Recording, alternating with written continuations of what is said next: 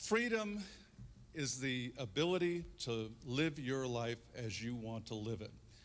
There are all sorts of definitions of freedom, but that to me is the simplest and most direct and the most meaningful. That's what it comes down to. You want to control your own life. You want to live your life as you want to live it, not as George Bush or Bill Clinton or Abraham Lincoln or Teddy Roosevelt or anybody else thinks is best for you, and not only not as they think is best for you, but as your friends think is best for you or your relatives or anyone else.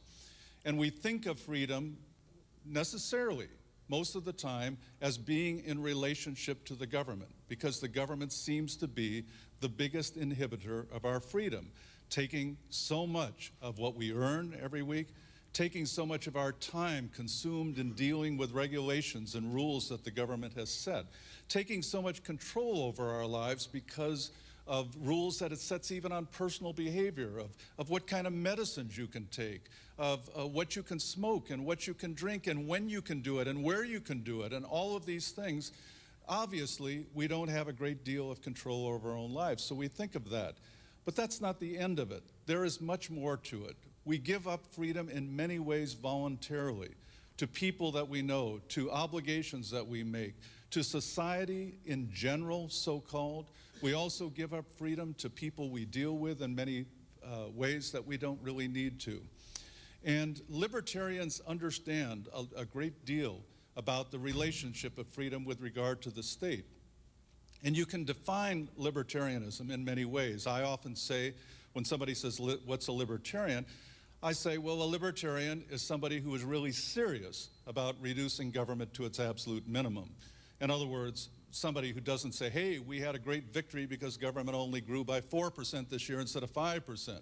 Or, gee, we stopped that new welfare bill, or whatever it is. What a great victory for freedom. No, libertarians are serious about reducing freedom to its absolute minimum, whatever that may be.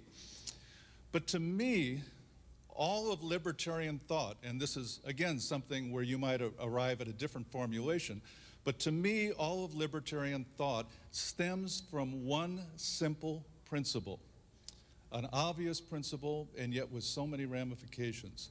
The principle is that everyone thinks for himself. Now, everyone does think for himself. Now, people, everybody knows somebody who can't make a decision, so-called, who says, you know, I don't know what to do about this. Tell me, what should I do, so forth and so on.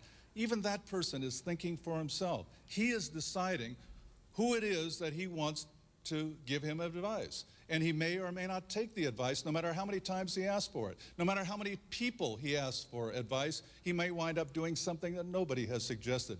Everybody thinks for himself. And from that simple premise, we move outward to the point where we realize that things that government says that it's going to do never work because they are based on the unrealistic premise that people will stop thinking for themselves, that people will stop pursuing their own self-interest, that people will stop being individual human beings and be whatever the state wants them to be. So a law is passed governing healthcare by bureaucrats, and it assumes that doctors will no longer think for themselves, that doctors will no longer make their own decisions, that now the doctors will do whatever the bureaucrats want. But they don't. And so the whole bureaucratic healthcare system fails. And we have, in the process, destroyed what was the greatest healthcare system the world has ever known, with things like Medicare, Medicaid, the HMO Act, and on. And it's going to get worse with the Patient's Bill of Rights and the prescription drug program and so on.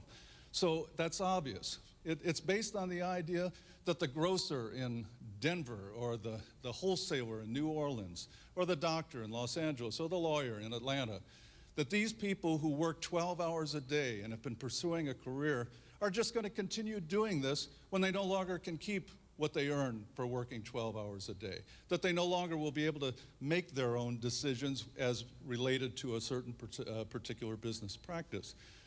So the denial of the premise that people think for themselves leads to the fact that government doesn't work. Harry Browne was a libertarian candidate for president in 2000. His book, How I Found Freedom in an Unfree World, is published by Liam Works. They're online at liamworks.com.